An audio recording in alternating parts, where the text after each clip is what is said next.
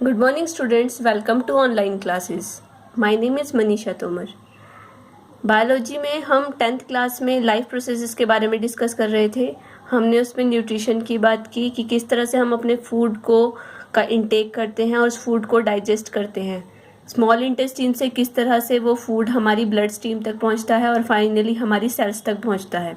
ठीक है, उसके बाद जो उस फूड के साथ क्या होता है, वो जो ग्लूकोज है उसका फर्दर ब्रेक डाउन करके उससे एनर्जी को रिलीज किया जाता है। तो उसके लिए ऑक्सीजन की ज़रूरत पड़ती है। तो ऑक्सीजन किस तरह से हमारी बॉडी में एंटर करती है, ये जो सारी प्रोसेसेस हैं उसको हम पढ़ेंगे रेस्पिरेशन में। तो आज का हमारा टॉपिक है respiration. Respiration involves basically 2 steps. First is gases exchange. Gaseous exchange takes place in which intake of oxygen from atmosphere and release of carbon dioxide occurs. Breathing है, ठीक है। बेसिकली ब्रीदिंग और रेस्पिरेशन में थोड़ा फ़र्क है। Respiration का एक स्टेप है ब्रीदिंग। ब्रीदिंग में हम क्या करते हैं, इसमें गैसेस एक्सचेंज होता है जिसमें हम ऑक्सीजन को अपनी बॉडी के अंदर इनहेल करते हैं और अपनी बॉडी से कार्बन डाइऑक्साइड को एक्सपायर करते हैं या एक्सहेल करते हैं। ठीक है, तो इस प्रोसेस को कहा जाता है ब्रीदिंग। उसके बाद क्या किया जाता है, जो सेलुलर रेस्पिरेशन है, बेसिकली ये है क्या, जब हम ब्रीथ करते हैं ऑक्सीजन को तो वो क्या करती है, सिंपल फूड जो हमने लिया है, यानी कि जो हमारा सिंपल फूड है जो ग्लूकोज की फॉर्म में है, उसका ब्रेक डाउन किया जाता है फर्दर, ताकि उससे हम एनर्जी को यूटिलाइज कर सके। और ये सब कहाँ होता है, एक सेल के अंदर होता है और इस प्रोसेस को कहा जाता है सेलुलर रेस्पिरेशन। ठीक है, तो रेस्पिरेशन एक वाइड टर्म है जिसमें ब्रीदिंग और सेलुलर रेस्पिरेशन दोनों इंक्लूड होती है। तो कई बार तो बच्चे कंफ्यूज हो जाते हैं कि रेस्पिरेशन और ब्रीदिंग एक ही टर्म है, बट इसमें डिफरेंस है। ठीक है, अब जो ग्लूकोज है बेसिकली उसका क्या होता है, जो ग्लूकोज है वो हमारे साइटोप्लाज्मा में, हमारे सेल के अंदर चला जाता है। ठीक है, साइटोप्लाज्मा में एक प्रोसेस चलती है जिसको कहा जाता है ग्लाइकोलिसिस। उस ग्लाइकोलिसिस प्रोसेस में इस ग्लूकोज का ब्रेकडाउन होता है पायरुविक एसिड और एनर्जी में।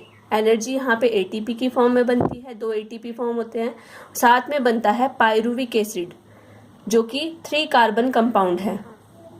जो ये फर्स्ट स्टेप है ये सारे ऑर्गेनिजम्स में कॉमन होता है, चाहे वो प्लांट्स है, चाहे वो बैक्टीरिया है, चाहे वो कोई भी एनिमल है। उसके अंदर ग्लूकोज से पायरुविक एसिड की फॉर्म में चेंज आता है और साथ में एनर्जी रिलीज होती है which is in the form of ATP.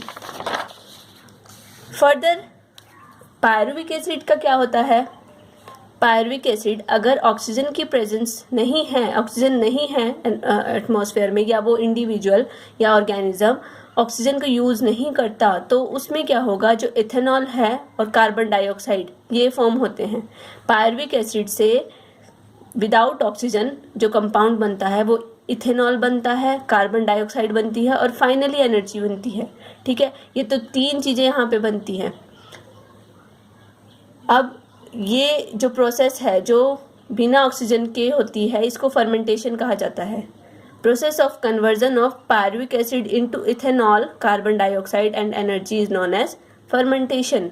ठीक है, तो ये किस में होती है, ईस्ट में। ईस्ट एक फंगस है, फंगस के अंदर जो पहला स्टेप कॉमन है कि ग्लूकोज से पायरुविक एसिड बनता है। पायरुविक एसिड से फर्दर इथेनॉल, कार्बन डाइऑक्साइड और एनर्जी प्रोड्यूस होती है, क्योंकि ऑक्सीजन यहाँ पे यूटिलाइज नहीं होती इसलिए यहाँ पे इथेनॉल बन जाता है, अल्कोहल बन जाती है। अगर इनसफिशिएंट अमाउंट ऑफ ऑक्सीजन है, जैसे कि हमारी मसल्स में होता है, अगर हम बहुत ज़्यादा हैवी एक्सरसाइज, रिगरस एक्सरसाइज करते हैं तो उस केस में क्या होता है, जो पायरुविक एसिड है वो लैक्टिक एसिड और एनर्जी में कन्वर्ट होता है। ठीक है, accumulation of lactic acid causes muscles fatigue. अब क्या होता है, जैसे हम ज़्यादा एक्सरसाइज कर रहे हैं, हमारी बॉडी के अंदर एक्सरसाइज करते हैं तो एनर्जी की ज़रूरत पड़ती है, तो उस केस में पायरुविक एसिड से ऑक्सीजन पहुंच नहीं पाता पूरा, क्योंकि उस टाइम स्टार्टिंग में जो हमारे लंग्स होते हैं इतने कैपेबल नहीं होते कि प्रॉपर अमाउंट ऑफ ऑक्सीजन को प्रोवाइड करवा सकें। तो उस केस में क्या होता है, पायरुविक एसिड का इनसफिशिएंट मतलब ब्रेक डाउन होता है और उस टाइम पे इनकम्प्लीट ब्रेक डाउन होने के बाद एक प्रोडक्ट बनता है विच इज़ लैक्टिक एसिड। और ये लैक्टिक एसिड क्या करता है, हमारी मसल्स के अंदर जाके स्टोर हो जाता है, ठीक है, जिसकी वजह से हमें मसल्स में पेन होता है। कई बार आप देखते हैं कि आप बहुत ज़्यादा स्टार्टिंग में जब एक्सरसाइज करते हैं, 1-2 दिन करते हैं, तो उसके बाद आपकी मसल्स में बहुत ज़्यादा पेन रहता है, तो वो उसको कहा जाता है मसल्स फटीग। क्यों होता है ऐसा? क्योंकि वो जो पायरुविक एसिड है वो लैक्टिक एसिड में टूट जाता है और लैक्टिक एसिड डिपॉजिट हो जाता है मसल्स में, जिसकी वजह से वो पेन होती है, ठीक है। तीसरा केस है अगर ऑक्सीजन प्रेजेंट है। नॉर्मली जो एनिमल्स हैं जिनके अंदर यूकैरियोटिक सेल्स हैं जो, ठीक है, उनके अंदर माइटोकॉन्ड्रिया प्रेजेंट होता है।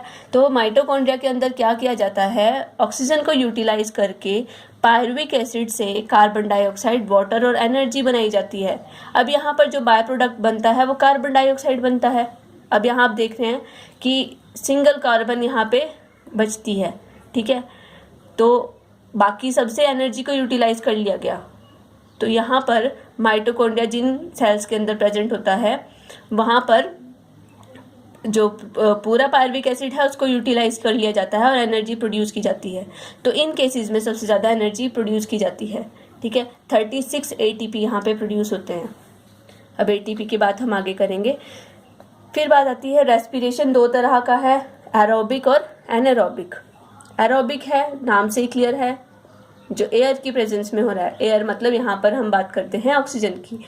ऐसा रेस्पिरेशन जिसको करने के लिए ऑक्सीजन जरूरी है, ऑक्सीजन की प्रेजेंस में जो होता है उसको एरोबिक रेस्पिरेशन कहा जाता है। और anaerobic respiration is that respiration which takes place in the absence of oxygen, ठीक है। अब एरोबिक रेस्पिरेशन है, it occurs in mitochondria. Mitochondria है जिन सेल्स के अंदर, उनके अंदर एरोबिक रेस्पिरेशन होगा उस सेल के अंदर। और जो एनारोबिक रेस्पिरेशन है वो साइटोप्लाज्मा में होता है, ठीक है, क्योंकि उनके अंदर माइटोकॉन्ड्रिया नहीं है जो ऑक्सीजन को यूटिलाइज करके एनर्जी प्रोड्यूस कर सके। यहाँ पर जो एंड प्रोडक्ट बनता है वो कार्बन डाइऑक्साइड और वाटर बनता है, ठीक है। और यहाँ पर जो एंड प्रोडक्ट बनता है या तो वो अल्कोहल बनेगा या फिर लैक्टिक एसिड बनेगा, ठीक है।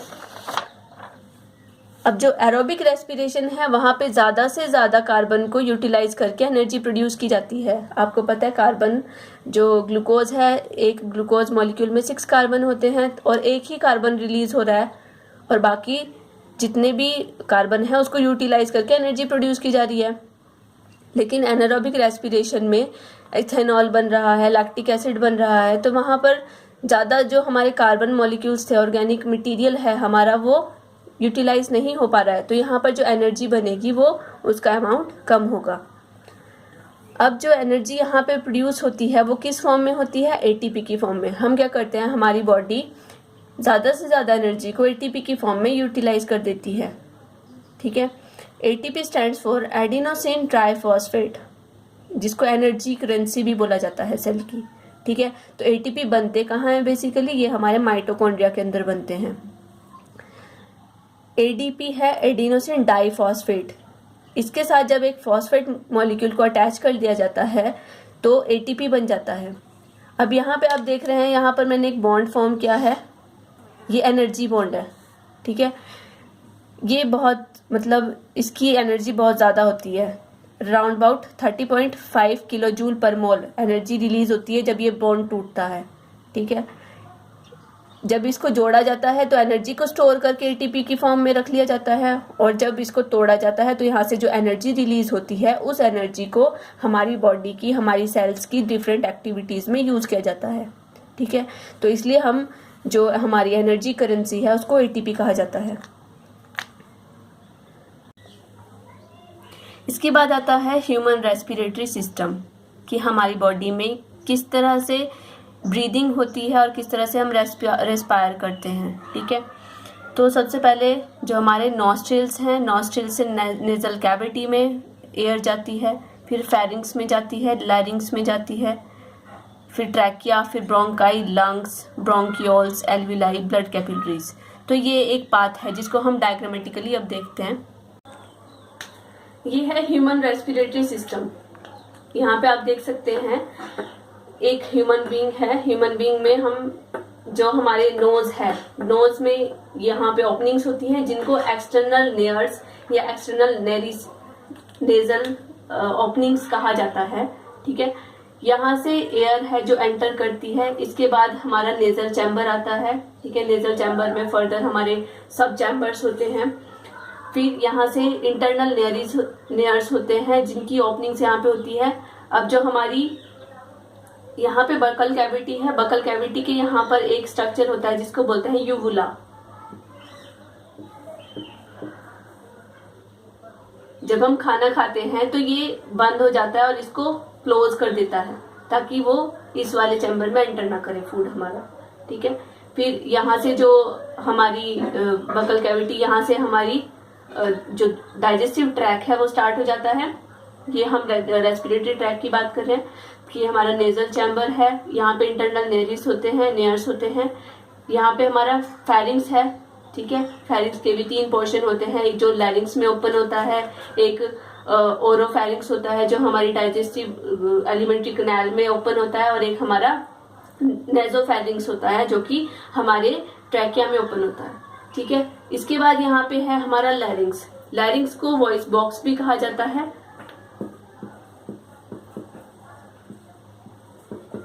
वॉइस बॉक्स या एडम्स एप्पल भी बोला जाता है।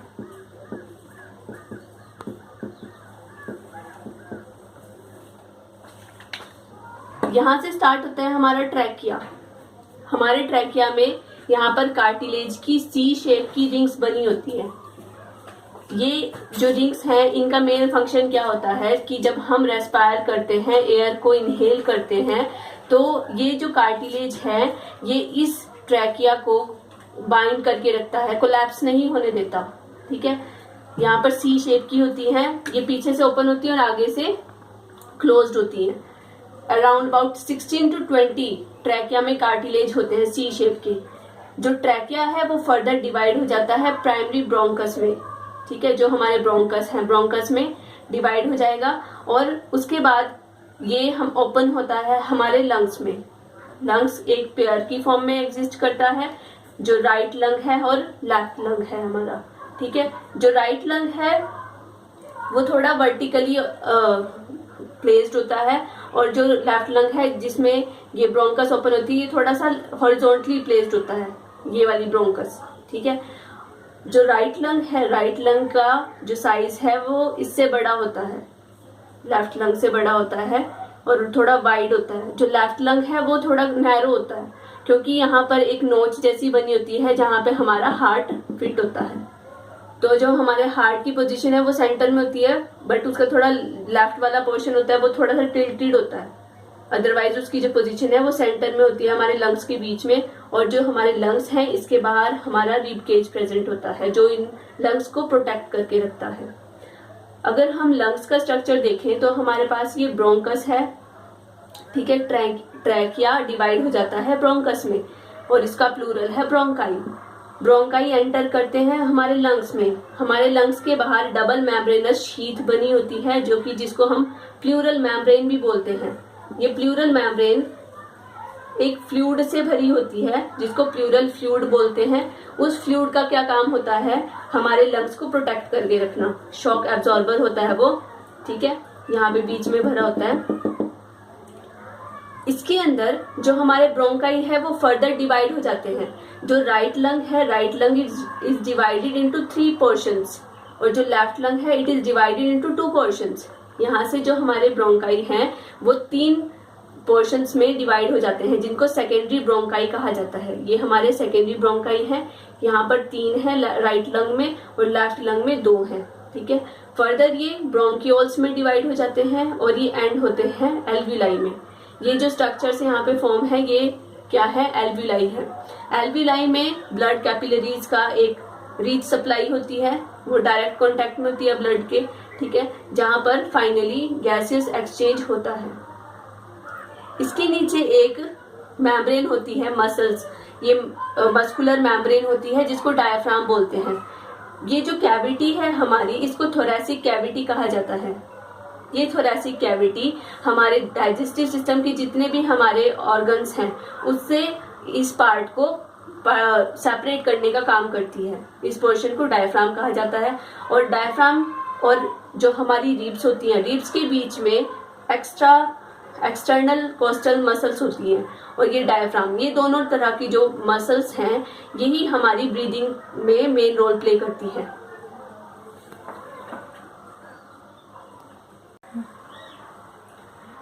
जब हम सांस लेते हैं तो दो तरह की प्रोसेसेस होती हैं जो ब्रीदिंग है, ब्रीदिंग जो मैकेनिज्म हम पढ़ते हैं, तो एक तो सांस अंदर लेना और एक सांस बाहर छोड़ना, इनहेलेशन एंड एक्सहेलेशन।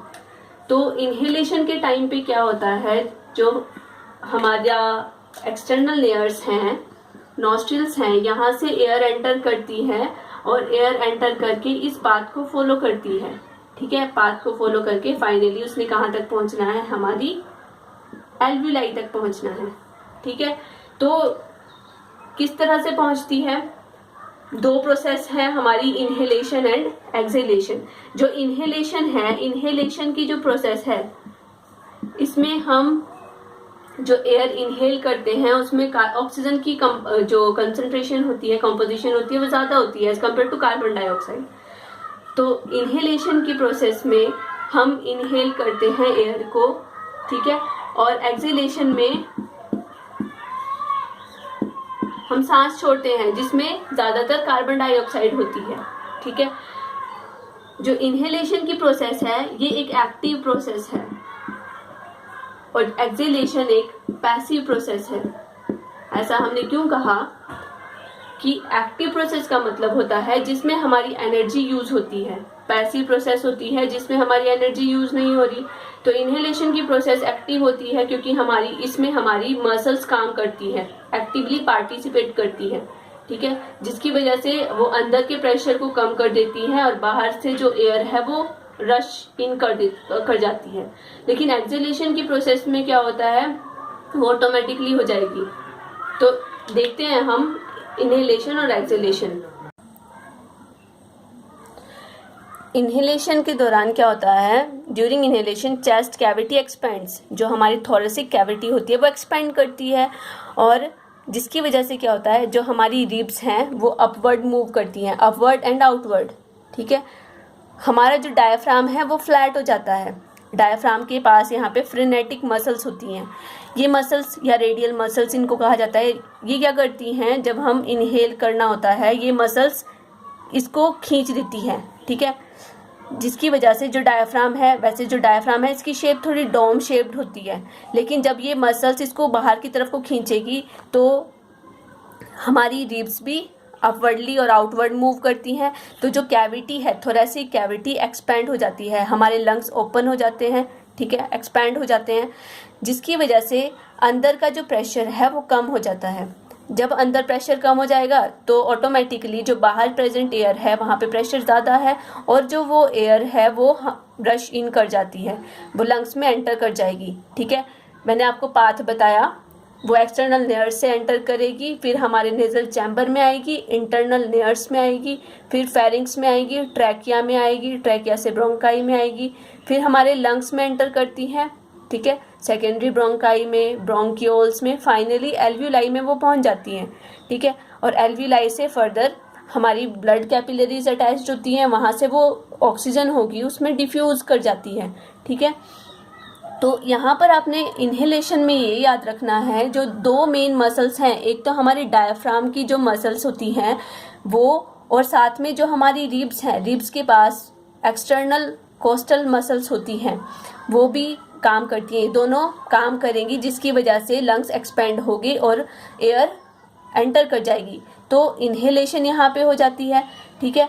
अब जब एक्सहेलेशन होती है उस दौरान क्या होता है, एक्सहेलेशन के दौरान जो थोरेसिक कैविटी है वो कॉन्ट्रैक्ट करती है, ठीक है, वो कॉन्ट्रैक्ट हो जाएगी, रिब्स डाउनवर्ड मूव करेंगी, डायफ्राम डोम शेप्ड हो जाएगा, क्योंकि ये जो मसल्स हैं ये रिलैक्स कर जाती हैं। जब ये रिलैक्स हो जाएंगी, हमारी रिब्स की मसल्स रिलैक्स हो जाएंगी तो ये इसको छोड़ देंगी डायफ्राम को, तो ये अपनी शेप में वापस आ जाएगा। शेप में वापस आएगा तो इसकी जो कैविटी है वो छोटी हो जाएगी, तो प्रेशर के साथ जो अंदर की एयर है वो बाहर चली जाएगी।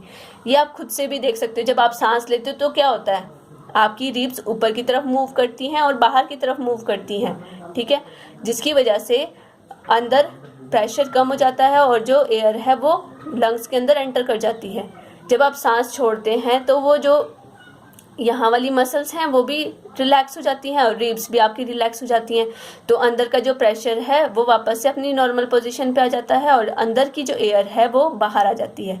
तो इस तरह से एक्सहेलेशन की प्रोसेस भी होती है।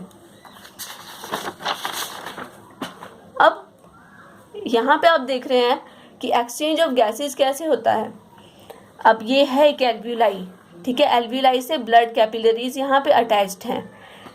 जैसे ही यहाँ से ऑक्सीजन आई, जो हमने इनहेल की गैस उसमें ऑक्सीजन ज़्यादा थी, वो ऑक्सीजन क्या करती है, ब्लड कैपिलरीज, अब जो हमारा ब्लड है, ब्लड में ज़्यादा कार्बन डाइऑक्साइड है क्योंकि वो बॉडी के, अब जैसे हम सर्कुलेटरी सिस्टम पढ़ेंगे वहाँ से आप देखेंगे कि वहाँ से एक पल्मोनरी आर्टरी आती है जिसके अंदर डीऑक्सीजनेटेड ब्लड होता है।